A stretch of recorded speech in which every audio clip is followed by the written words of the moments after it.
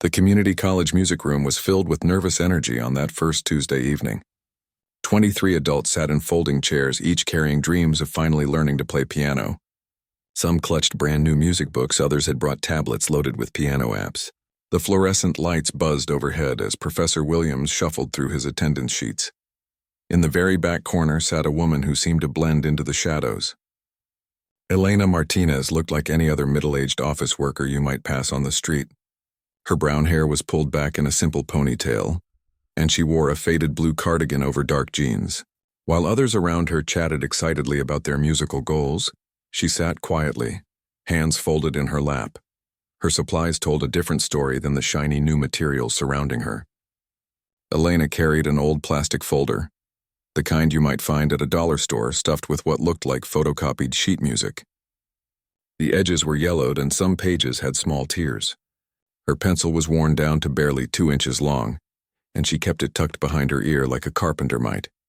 When Professor Williams called for introductions, the room came alive with stories. There was retirement dreams, bucket list goals, and promises made to late grandparents. A truck driver wanted to play gospel hymns. A nurse hoped to entertain her patients. A teenage boy was there because his girlfriend played piano. Then it was Elena's turn. She cleared her throat softly and spoke so quietly that people in the front row had to lean back to hear her. "I'm Elena Martinez," she said, her voice barely above a whisper. "I work downtown at Henderson Accounting. I played a little piano when I was very young, but that was a long time ago. I thought maybe I could start over and learn the right way this time." Professor Williams barely looked up from his clipboard as he made a quick note. Another beginner, he thought.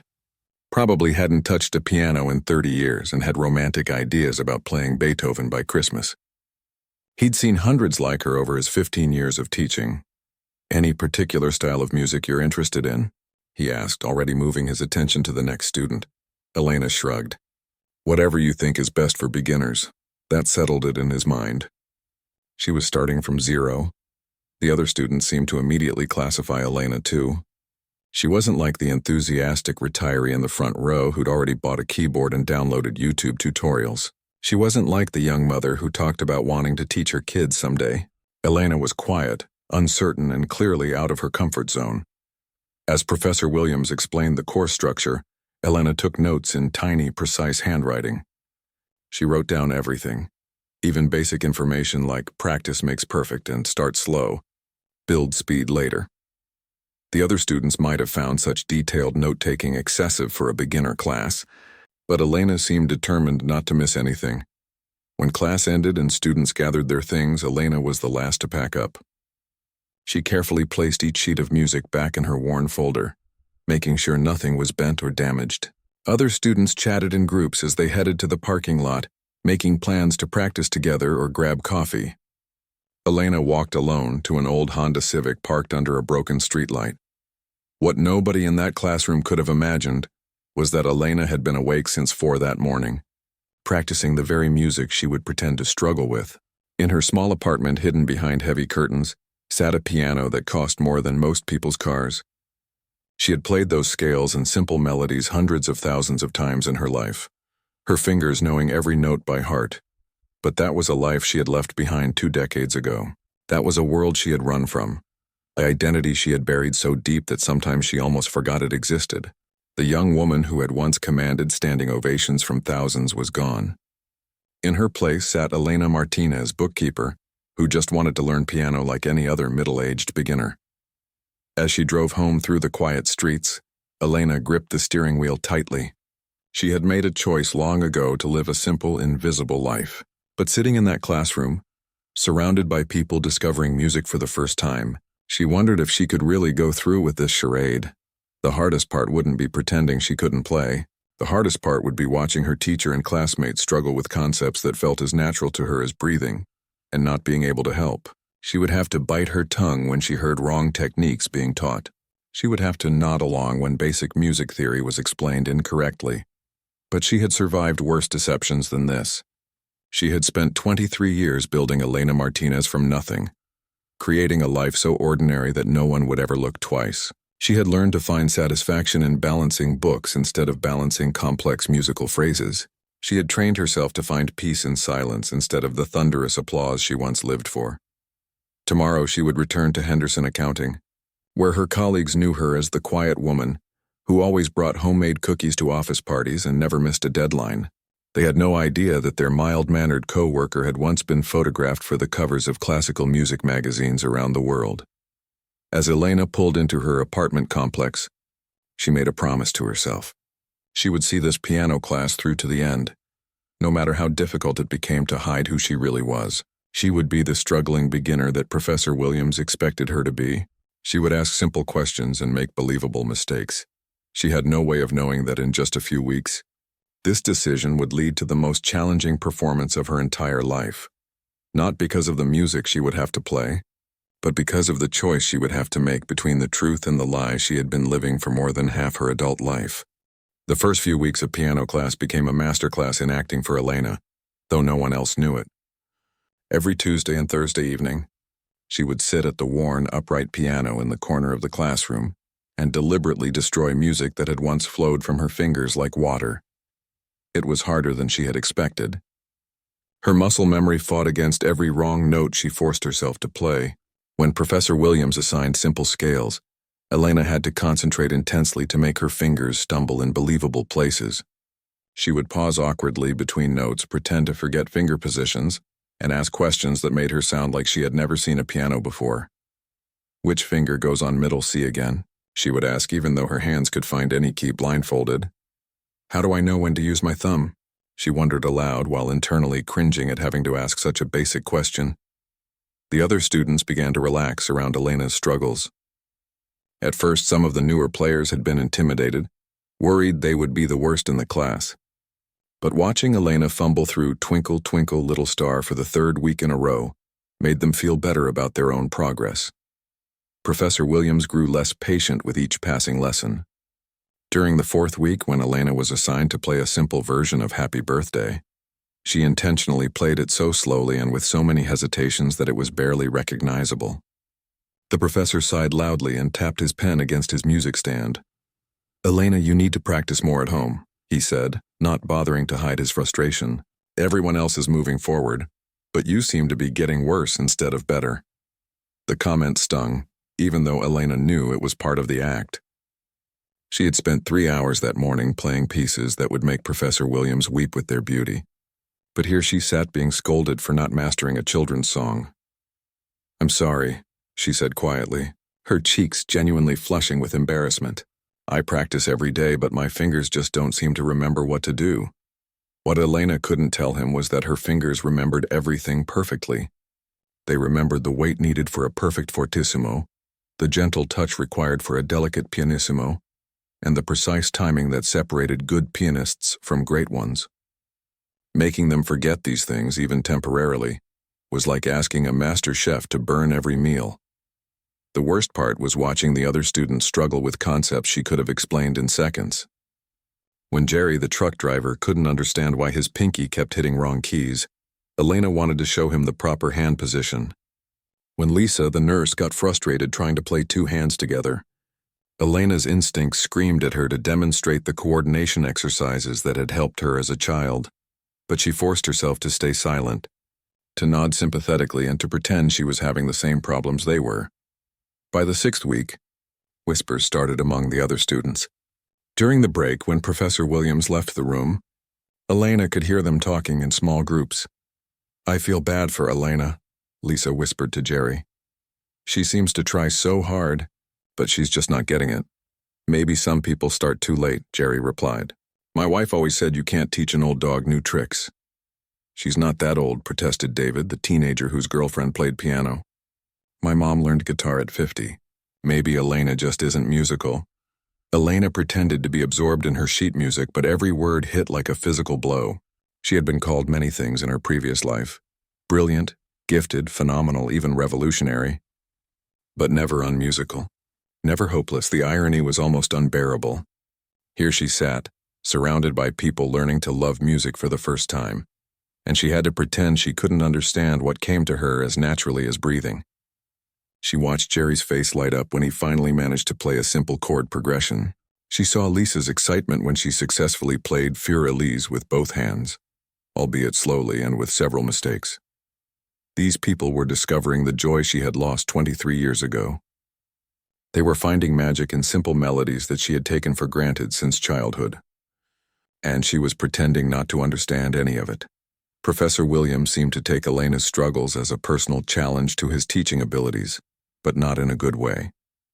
He would spend extra time with the other students, praising their progress and offering helpful tips. With Elena, his instructions became shorter and less encouraging. "Just keep practicing the scales," he would say dismissively when she asked for help. "You need to master the basics before we can move on to anything else." One evening, as Elena packed up her fake beginner books and worn folder, she overheard Professor Williams talking to his assistant. "I don't understand it," he was saying. "She claims she played as a child, but she has no foundation at all. It's like she's never touched a piano in her life. At this rate, she'll be lucky to play Mary Had a Little Lamb by the end of the semester." Elena's hands trembled slightly as she zipped up her folder. If he only knew that she had recorded Mary Had a Little Lamb at age 4 for a children's music album that went platinum in 6 countries. If he only knew that she had played that same simple melody as an encore after a performance at Carnegie Hall, bringing the audience to tears with its innocent beauty. But he would never know. No one would ever know. She had made sure of that. As Elena walked to her car that night, she made a decision that would haunt her for weeks to come. She would continue this charade no matter how much it hurt. She would be the worst student in the class if that's what it took to maintain her cover. She would disappoint her teacher, frustrate her classmates, and swallow her pride week after week. She had no idea that in just a few days, Professor Williams would push her patience and her acting abilities to their absolute limit. She had no idea that he was about to make a decision that would force her to choose between the life she had built and the truth she had spent 2 decades hiding. The drive home was quiet, but Elena's mind was racing.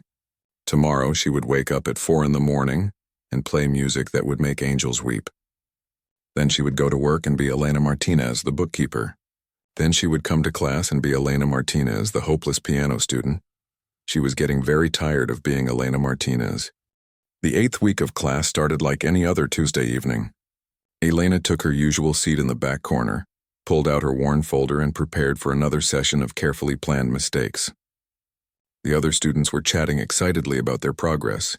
Jerry had finally mastered playing with both hands, and Lisa was working on a simplified version of Moonlight Sonata. Professor Williams walked in looking particularly stern that evening. His usually neat hair was slightly disheveled, and he carried himself with the air of someone who had made a difficult decision. He set his briefcase down harder than usual and cleared his throat for attention. "Today we're going to discuss the midterm evaluation," he announced. The room fell silent. "Each of you will perform a solo piece in front of the class. This will count for 30% of your final grade." Nervous murmurs rippled through the room. This was the first anyone had heard about a solo performance. Elena felt her stomach tighten, but not for the reasons her classmates might expect. Professor Williams began assigning pieces to each student based on their skill level. Jerry got a simple folk song. Lisa received an easy arrangement of Amazing Grace. David, the teenager, was given a beginner's version of a popular song. One by one, each student received an appropriate challenge, something difficult enough to show growth, but achievable with practice. Elena waited, knowing her turn was coming but hoping against hope that she would receive something equally reasonable, something she could continue to struggle with convincingly. Then Professor Williams turned to her with an expression she had never seen before. His eyes held a mixture of frustration and what looked almost like spite. "Elena," he said, his voice carrying clearly across the quiet room, "I've been thinking about your progress or lack thereof, and I've decided you need a real challenge, something that will either motivate you to take this seriously or help you understand that perhaps piano isn't for you." Elena's heart began to race. She had a terrible feeling about where this was going. Professor Williams walked to his desk and pulled out a piece of sheet music. The moment Elena saw it, her world tilted. Even from across the room, she could recognize the distinctive layout of the notes, the way they danced across the page in patterns she knew by heart. "You'll be performing Chopin's Minute Waltz," he announced, holding up the sheet music like a weapon. The room erupted in shocked whispers. Even the beginners knew that name. Chopin was not beginner territory. The Minute Waltz was a piece that challenged conservatory students and professional pianists. Professor Williams, Lisa said hesitantly, "Isn't that a bit advanced?" "It's impossible," David added bluntly. "I've been taking lessons for 3 years and I wouldn't even attempt that." Elena sat frozen in her chair, staring at the music that had once been as familiar to her as her own reflection. She had first learned this piece at age 7, performing it publicly by age 8. She had played it hundreds of times in concert halls around the world. It had been her signature encore piece. The song audiences requested when they wanted to hear something spectacular. Now it was being used as a weapon against her. "I understand your concerns," Professor Williams said, his voice taking on a lecturing tone. "But Elena claims she played piano as a child. Perhaps this will help her remember some of that old training. Besides, it's called the Minute Waltz because it's supposed to be played in under a minute." "How hard can it be?" Elena wanted to scream. The piece was called the Minute Waltz because of its size and character, not because it was easy. It required incredible finger dexterity, perfect timing, and years of technical training. The fact that Professor Williams didn't know this basic information about one of classical music's most famous pieces made his cruelty even worse. "Professor Williams," Elena said quietly, her voice barely audible, "I don't think I'm ready for something so difficult. Could I perhaps have something simpler?" "Nonsense," he replied dismissively. "You've been in this class for 8 weeks. It's time you challenged yourself instead of hiding behind excuses. You have 2 weeks to prepare. Your performance will be in front of the entire class, and it will determine whether you pass or fail this course." The weight of his words settled over the room like a heavy blanket. Elena felt 23 pairs of eyes on her, some sympathetic, others curious about how this would play out. A few students looked genuinely worried for her. Jerry leaned over and whispered, "That's not fair, Elena. He's setting you up to fail." But Elena barely heard him. She was staring at the sheet music Professor Williams had placed on her music stand, seeing not just notes on a page, but memories of a lifetime she had tried to forget. She remembered the first time she had played this piece perfectly, the pride in her teacher's eyes, the way her parents had cried with joy. She remembered the standing ovations, the reviews that called her interpretation transcendent, the way her fingers used to fly across the keys like they were dancing. She also remembered why she had walked away from all of it. "Elena?" Professor Williams's voice cut through her memories. "Do you accept the challenge?" Elena looked around the room at her classmates. Some looked worried for her, others seemed embarrassed on her behalf. A few appeared curious to see what would happen. Professor Williams stood with his arms crossed, clearly expecting her to back down, to withdraw from the class, to admit defeat. She could do that. She could gather her things, apologize for wasting everyone's time, and walk out. She could go back to her quiet life as a bookkeeper, forget about music altogether, and never set foot in a piano classroom again. But something in Professor Williams's smug expression stopped her. Something about the way he was using music, her music, the art form that had been her first love, as a tool for humiliation made anger rise in her chest. "Yes," she said quietly. "I accept." The words surprised even her. She hadn't planned to agree. But now that she had spoken them, she felt a strange sense of inevitability, like a door opening that had been locked for 23 years. Professor Williams looked momentarily surprised, as if he had expected her to refuse. "Excellent," he said, though he didn't look particularly pleased. 2 weeks, Elena, don't disappoint me." As the class ended and students began to pack up, several people approached Elena with words of encouragement and offers to help. But their kindness only made her feel worse. They thought they were supporting a hopeless beginner about to attempt an impossible task. They had no idea they were actually offering comfort to someone who could play their assigned piece blindfolded. Elena drove home in a daze, the sheet music lying on the passenger seat like an accusation. When she reached her apartment, she sat in the car for a long time, staring at the building where her secret piano waited. She had 2 weeks to decide not just how to play Chopin's Minute Waltz, but who she wanted to be when she played it. She could continue her charade and fail spectacularly, cementing everyone's opinion of her as a hopeless student. Or she could reveal a truth that would destroy the quiet life she had spent 2 decades building. Neither choice seemed possible. Both seemed inevitable. As Elena finally walked toward her apartment building, she realized that Professor Williams had just handed her the most difficult assignment of her life. Not because the music was challenging, but because for the first time in 23 years, she would have to choose between the woman she had been and the woman she had become. The hardest part was that she still wasn't sure which one was really her. Word spread through the community college like wildfire. By Thursday's class, it seemed like everyone in the music department had heard about Professor Williams's impossible assignment. Students Elena had never met would stop her in the hallway with sympathetic looks and whispered words of encouragement.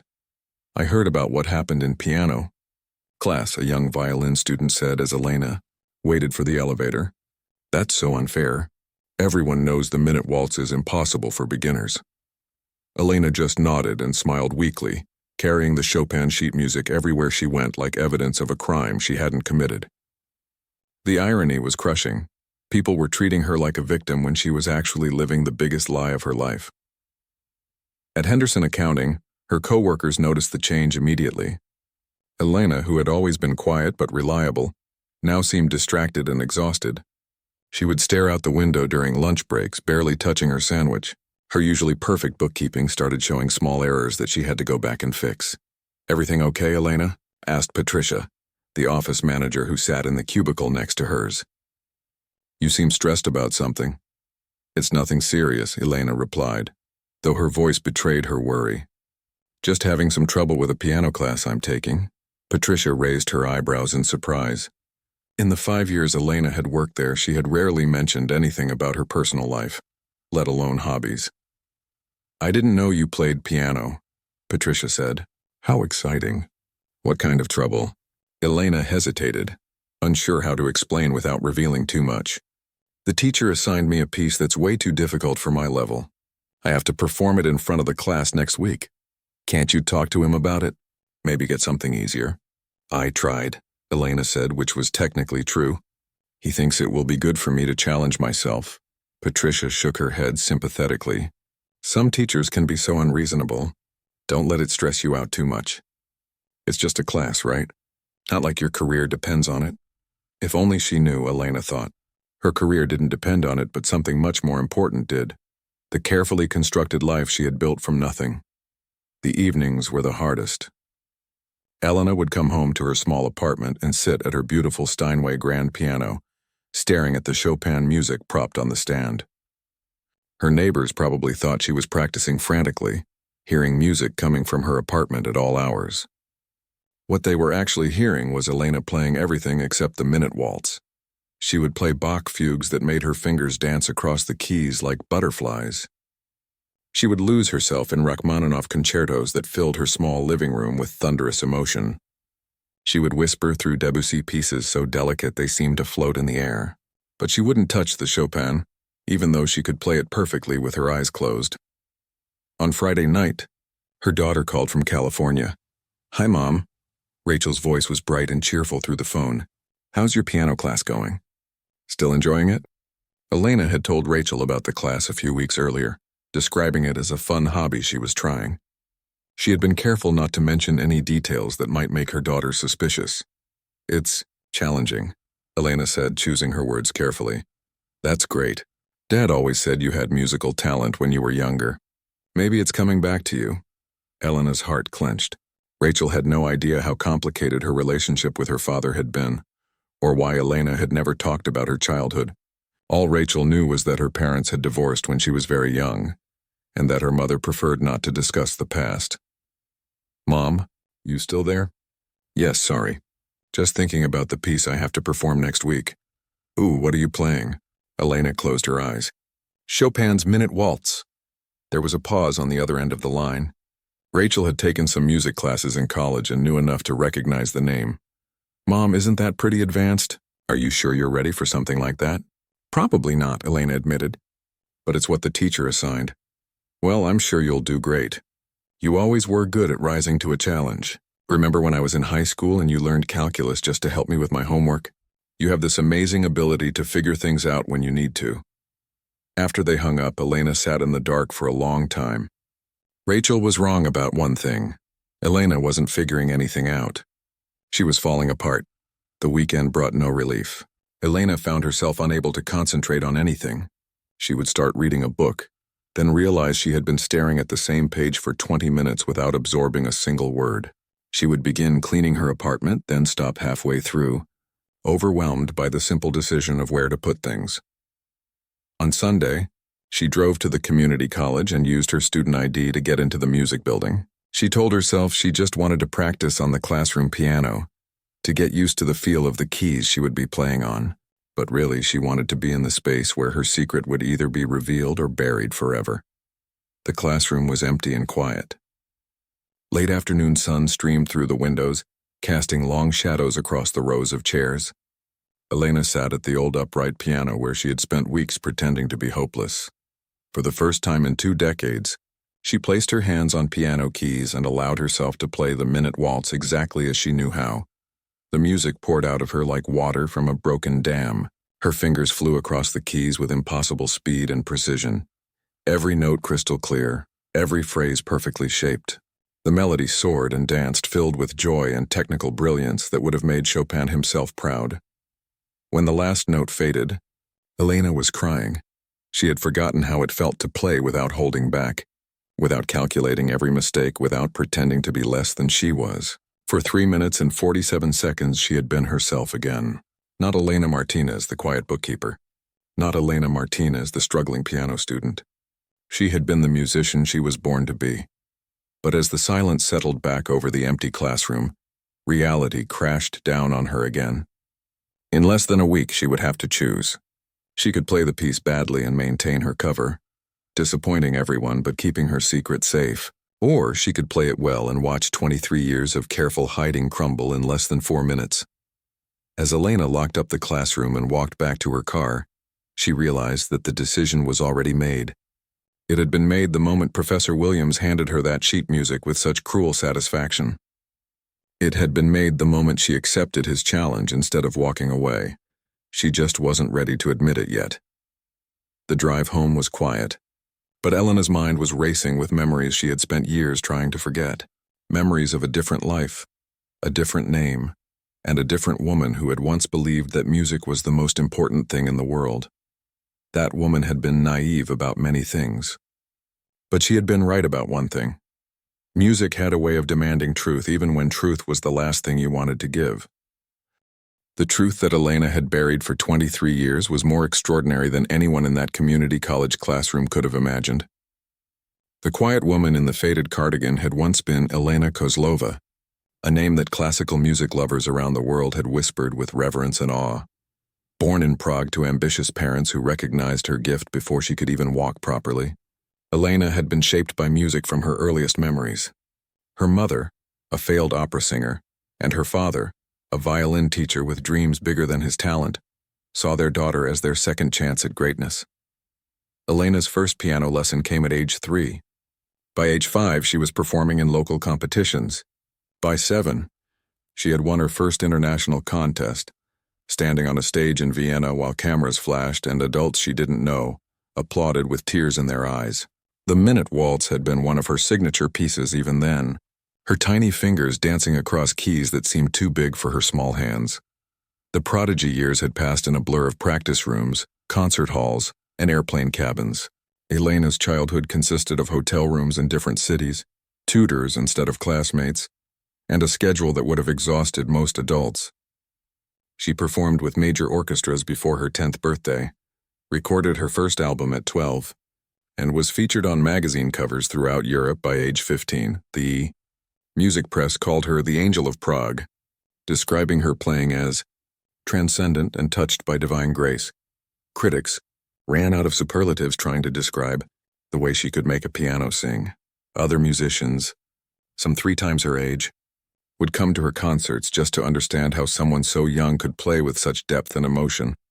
But behind the glamorous facade, Elena was drowning. Her parents managed every aspect of her life with military precision. She practiced 8 hours a day, even on Christmas. She had no friends her own age, no normal teenage experiences, no life outside of music. Everything she ate, wore, or said was calculated to support her career. The pressure intensified as she entered her 20s.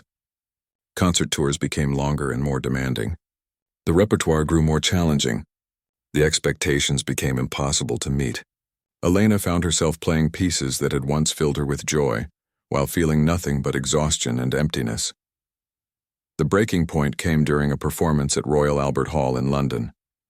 Elena was 22, at the peak of her technical abilities, performing a program that included some of the most difficult pieces ever written for piano.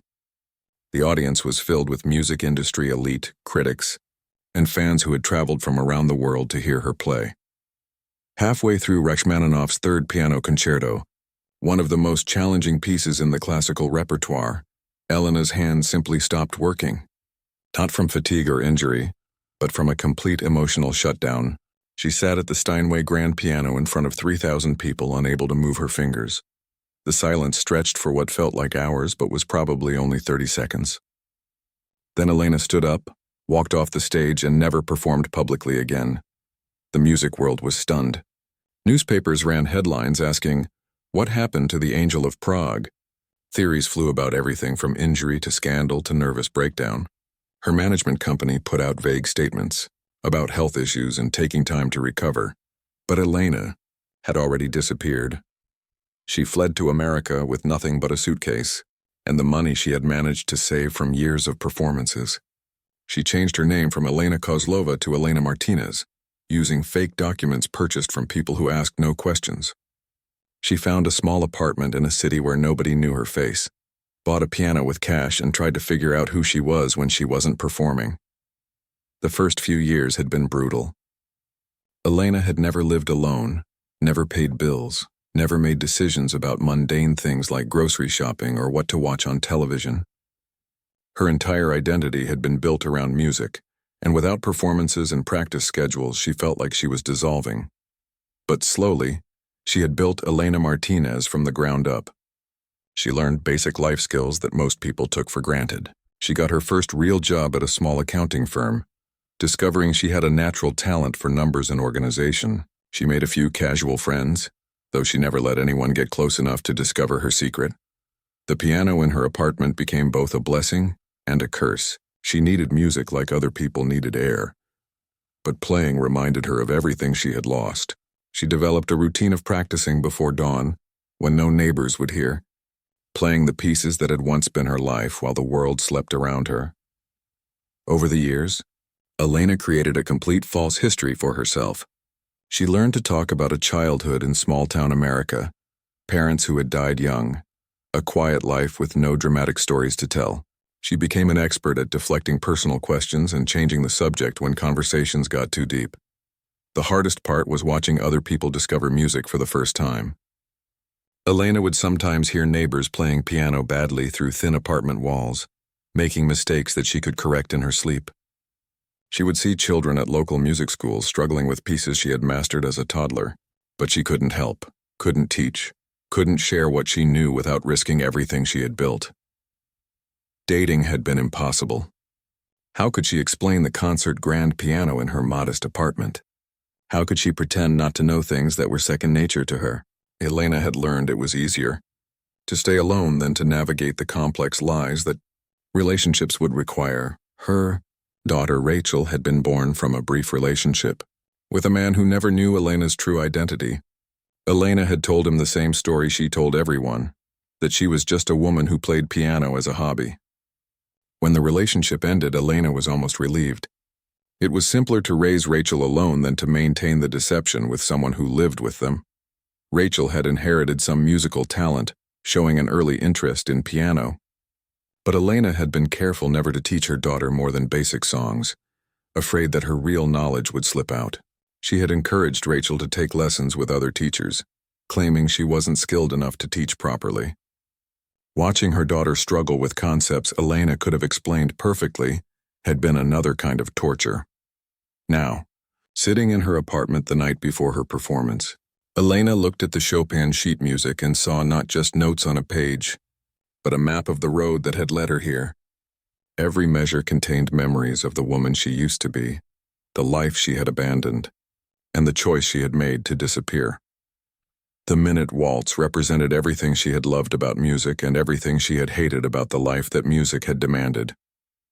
It was joyful and technically brilliant, but also a reminder of the pressure and expectations that had nearly destroyed her.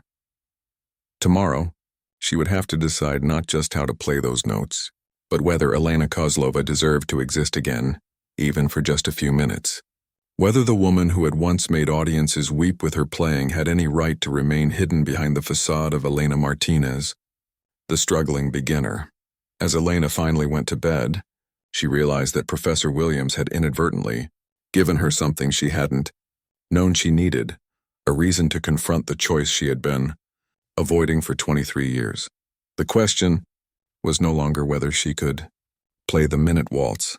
The question was whether she was brave enough to be herself again, even if it meant destroying the safe, quiet life she had spent decades building. The night before her performance, Elena couldn't sleep. She had spent the evening going through the motions of her normal routine, making dinner, watching television, organizing papers from work, but her mind was somewhere else entirely. The Chopin sheet music sat on her coffee table like an ultimatum, demanding an answer to a question she had been avoiding for 2 decades. At midnight, Elena gave up on sleep and walked to her piano. The Steinway gleamed in the soft light from her table lamp, its black surface reflecting her tired face. She had bought this piano 15 years ago with money saved from her accounting job, telling the dealer it was an investment piece for her small apartment. He had looked skeptical. The piano cost more than most people's cars and barely fit in her living room, but her cash payment had ended any questions. For years, this piano had been her secret companion, the one witness to who she really was during those early morning hours when the world slept. She had played everything on these keys: Bach's mathematical precision, Rachmaninoff's emotional storms, Debussy's impressionistic dreams. But tonight, she could only stare at the keyboard without touching it. Elena walked to her bedroom closet and pulled out a box she hadn't opened in over a year. Inside, carefully preserved in plastic sleeves, were remnants of her former life. Concert programs with her name printed in elegant fonts, reviews from major newspapers praising her extraordinary technique and profound musical understanding. Photographs of her as a young woman, dressed in elegant gowns, standing beside famous conductors and other musicians. One photograph stopped her cold. It was from her performance at Carnegie Hall when she was 19, the same venue where she had once played Mary Had a Little Lamb as an encore to thunderous applause. In the photo, she was smiling radiantly, her hands positioned over the keys mid-performance, her whole being alive with the joy of making music. The woman in that photograph looked nothing like Elena Martinez, the quiet bookkeeper. That woman had possessed a confidence and vitality that Elena had forgotten she ever had. Her posture was perfect, her expression intense with concentration and passion. She looked like someone who belonged on that stage, someone who had been born to make music. Elena set the photograph aside and continued through the box. Here were programs from performances in Vienna, London, Tokyo, and Sydney. Reviews in languages she barely remembered how to read. Contracts for recordings that had topped classical music charts around the world. At the bottom of the box was something that made her hands shake. A letter from the London Symphony Orchestra, dated just 3 weeks before her breakdown at Royal Albert Hall. They were offering her a recording contract for a complete cycle of Chopin's works, including all of his waltzes. The minute waltz would have been the centerpiece. She had never responded to that letter. By the time it arrived at her apartment, Elena Kozlova was already becoming Elena Martinez. And Elena Martinez didn't record classical albums. Elena returned to her piano and finally placed her hands on the keys. Without conscious thought, she began to play the minute waltz exactly as she had learned it 40 years earlier. Her fingers moved with their old confidence, every note perfect, every phrase shaped with the musicality that critics had once called transcendent. But as she played, tears began streaming down her face. The music was beautiful, technically flawless. Everything Professor Williams and her classmates would never expect from the struggling beginner they thought they knew. But it also felt like a ghost playing, like muscle memory performing without soul. Elena stopped mid-phrase and stared at her hands. When had playing music become an act of remembering instead of creating? When had her greatest gift become a source of pain instead of joy? She thought about her classmates, especially Jerry the truck driver and Lisa the nurse. They approached music with such pure enthusiasm, finding magic in simple melodies that Elena had taken for granted since childhood. When Jerry successfully played a basic chord progression, his face would light up like he had discovered treasure. When Lisa managed to coordinate both hands for the first time, she would actually giggle with delight. Elena had lost that sense of wonder somewhere in the concert halls and recording studios of her youth. Music had become work, then pressure, then eventually a prison she had to escape.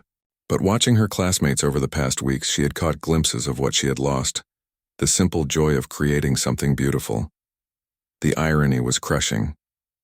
She had spent 23 years hiding from music, and now she was being forced to confront it again by people who loved it in ways she had forgotten how to feel. Elena walked to her window and looked out at the sleeping city. Somewhere out there, Professor Williams was probably at home, satisfied with his clever plan to teach a struggling student a lesson about realistic expectations. He had no idea that his lesson was actually forcing his student to confront the biggest decision of her adult life. Her phone buzzed with a text message from Rachel in California. "Good luck with your performance tomorrow, Mom. I know you'll do great. Love you." Elena smiled through her tears. Rachel had inherited her musical talent, but also her kindness and resilience. Elena had made sure her daughter grew up with normal experiences, friends, and the freedom to choose her own path. Rachel had become a teacher, finding joy in helping children learn and grow. She had built a life based on nurturing others instead of performing for them. Maybe that had been Elena's real gift to her daughter, not music, but the chance to be herself without the crushing weight of other people's expectations. Elena returned to the piano one more time. She played the Minute Waltz again, but this time she tried to hear it the way her classmates would, not as a technical challenge or a memory of past glory, but as a piece of music that deserved to be played with honesty and heart. As the final notes faded, Elena realized she had made her decision. Not the practical decision about whether to reveal her identity, but the deeper decision about who she wanted to be going forward. For 23 years she had been running from Elena Kozlova, the child prodigy who had cracked under pressure. But maybe it was time to stop running and start integrating the pieces of herself she had scattered. She didn't have to choose between Elena Martinez and Elena Kozlova. She could be both. A woman who had lived an extraordinary life, made difficult choices, and found ways to rebuild herself when everything fell apart.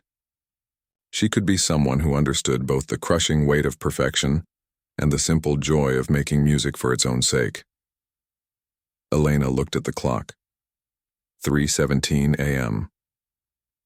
In less than 15 hours, she would walk into that classroom and sit at the old upright piano where she had spent weeks pretending to be someone she wasn't. She would place her hands on those familiar keys and make a choice that would change everything. She still wasn't sure exactly what that choice would be. But for the first time in 23 years, Elena wasn't afraid of the music anymore. She was afraid of many things, of judgment, of exposure, of having to explain decades of lies.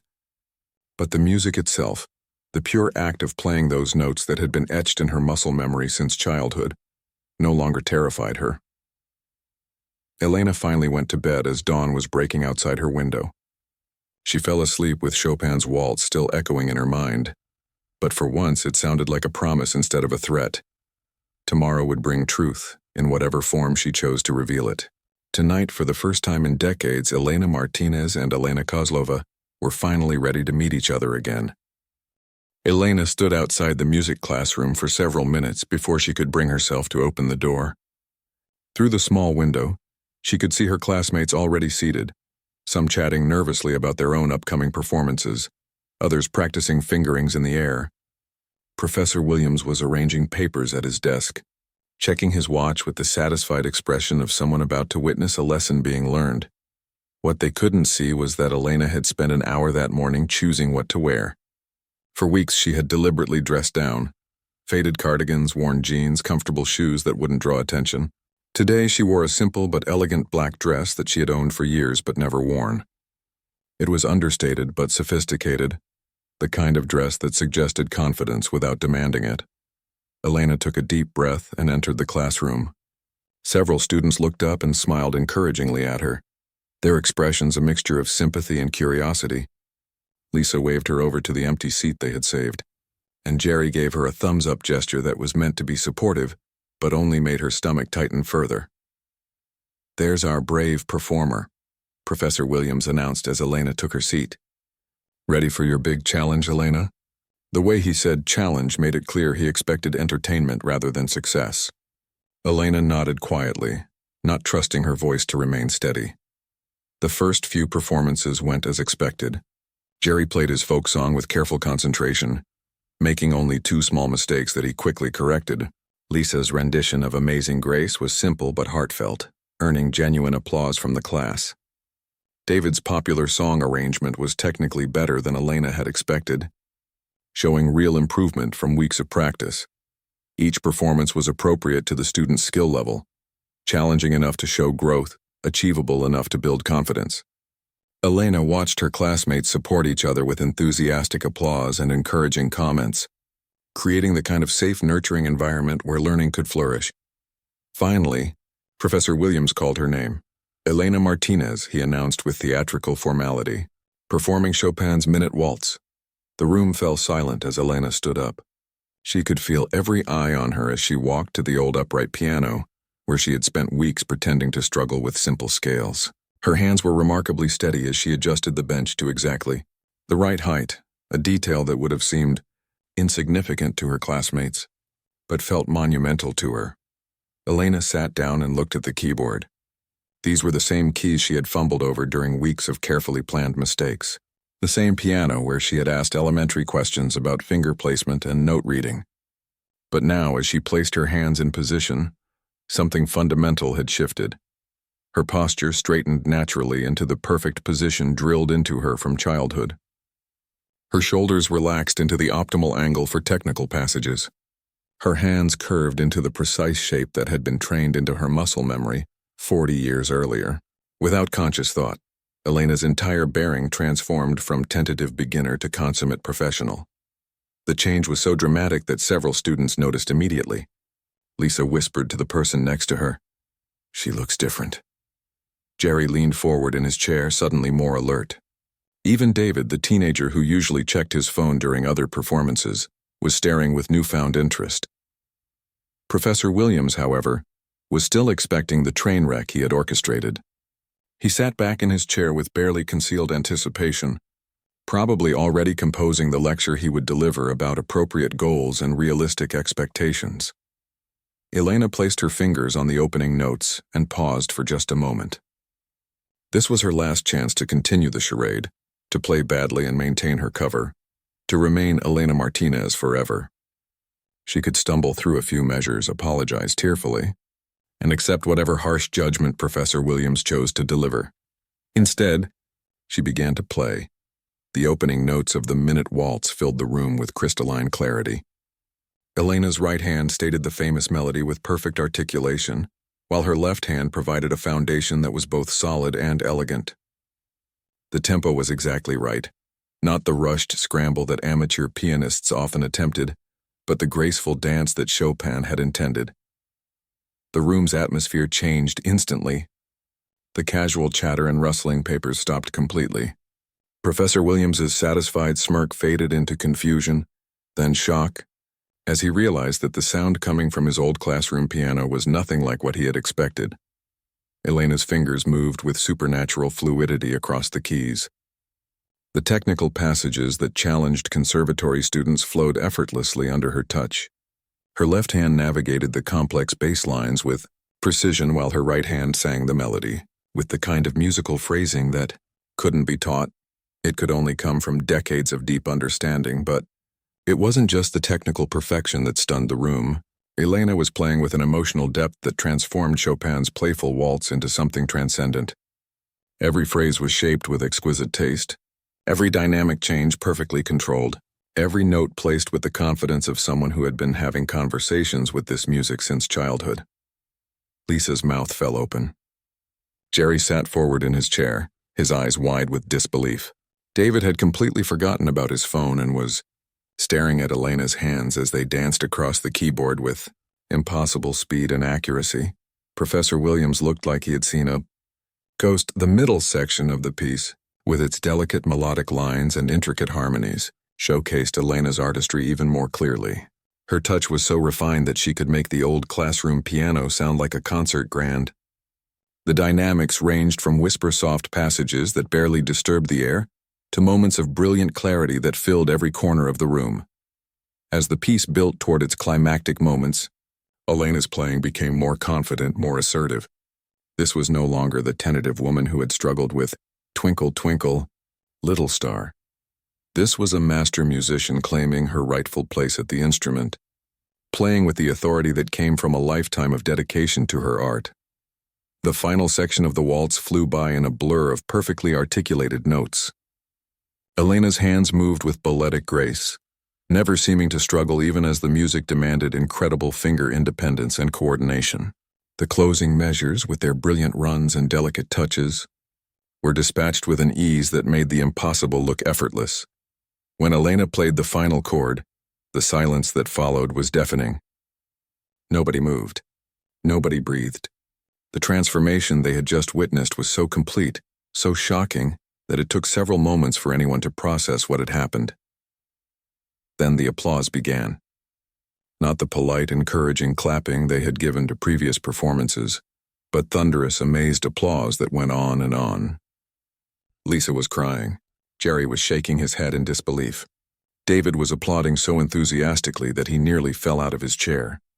Professor Williams sat in stunned silence, his face cycling through emotions too complex to name. Elena remained seated at the piano, her hands still on the keys, looking simultaneously exhausted and exhilarated. For the first time in 23 years, she had allowed herself to play music the way she knew how, not as Elena Martinez pretending to be a beginner, but as the musician she had always been, regardless of what name she chose to use. The secret she had guarded so carefully for over 2 decades was now impossible to deny. There was no way to explain what the class had just witnessed, except with the truth that the quiet woman in the back row had been hiding one of the most extraordinary musical gifts any of them had ever encountered. Elena finally looked up at her stunned classmates and Professor Williams, knowing that everything was about to change. The life she had built so carefully was about to be examined, questioned, and probably never the same again. But for the first time in 23 years, Elena wasn't afraid of the music anymore. Whatever came next, she had remembered who she was when she sat at a piano and let her hands tell the truth.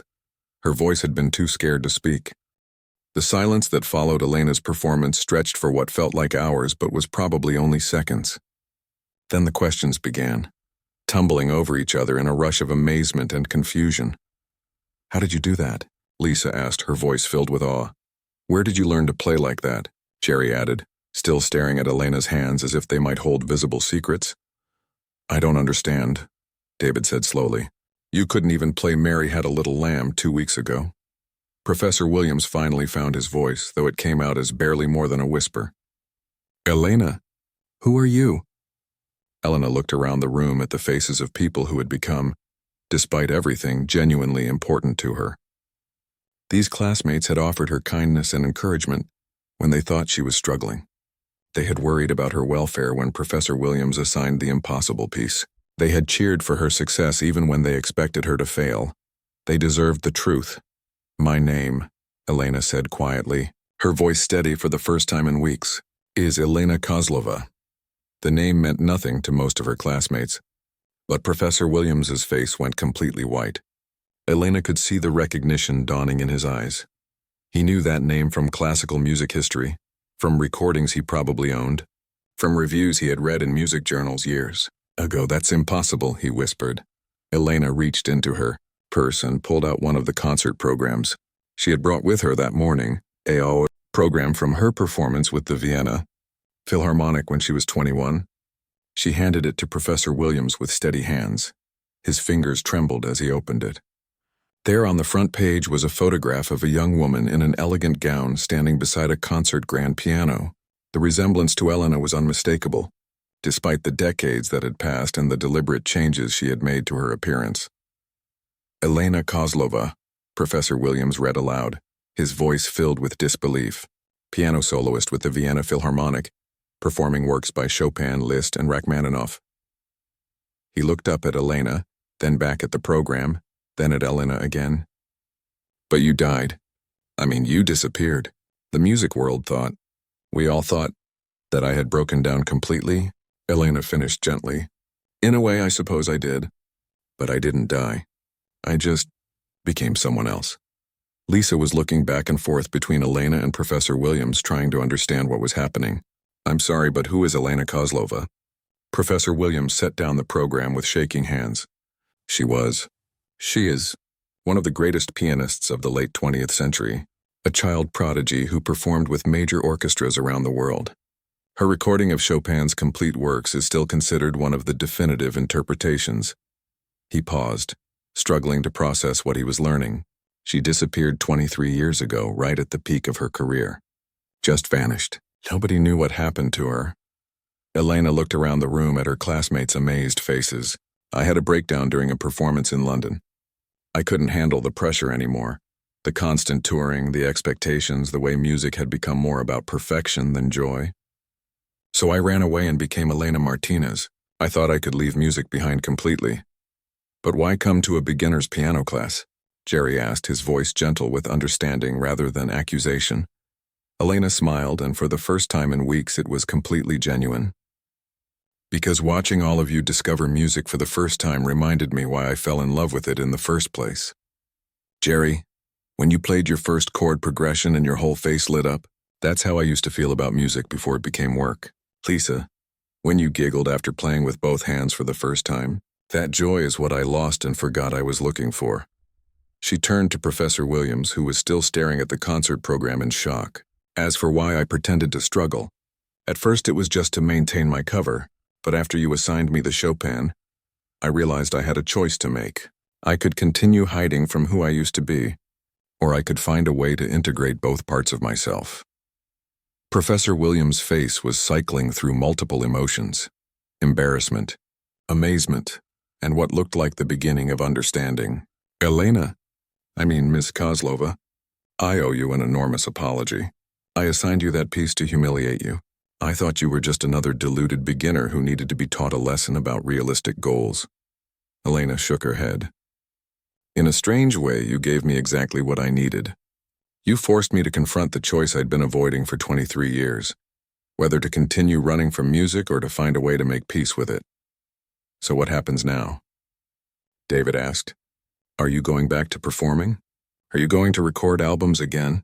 Elena considered the question carefully. I don't know yet. The music world has changed a lot in 23 years, and so have I. But I do know that I don't want to hide anymore. I'm tired of pretending to be less than I am. She looked around the room at her classmates, her friends really, despite the deception she had maintained.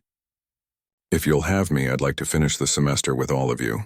Not as Elena Kozlova, the famous pianist, and not as Elena Martinez, the struggling beginner, just as Elena, someone who loves music and wants to share that love with people who understand what it means to find joy in creating something beautiful.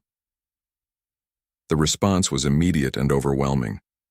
Lisa jumped up to hug her, tears streaming down her face. Jerry was applauding again, grinning broadly. David was already asking if she could help him with his technique. Professor Williams stood up slowly, still holding the concert program. Ms. Kozlova, Elena, would you consider teaching a master class for our advanced students? And perhaps, he hesitated, clearly struggling with his own pride. Perhaps you could help me understand how I can be a better teacher? Clearly, I have a lot to learn about recognizing talent and treating students with respect. Elena smiled at him, and there was no anger in her expression, only understanding. I'd be honored to help. But can I make one request? Anything.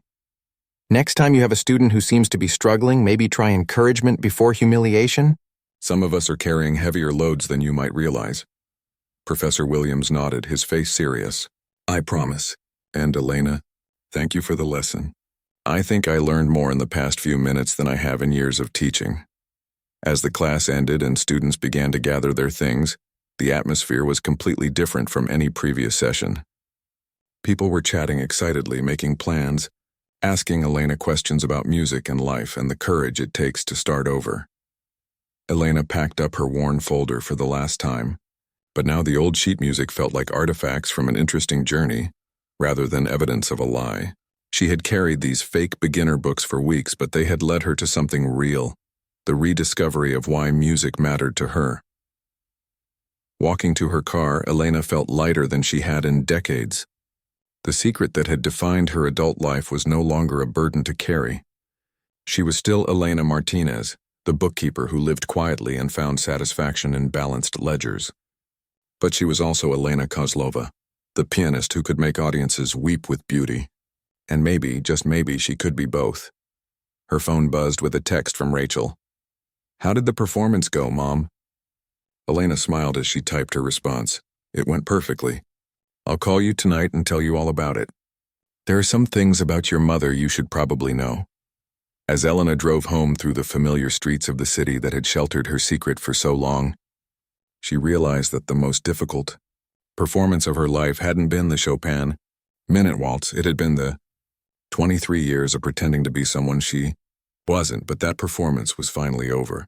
Whatever came next, whether it was teaching, playing, or simply living without the weight of deception, Elena was ready to face it as herself. All of herself, this time.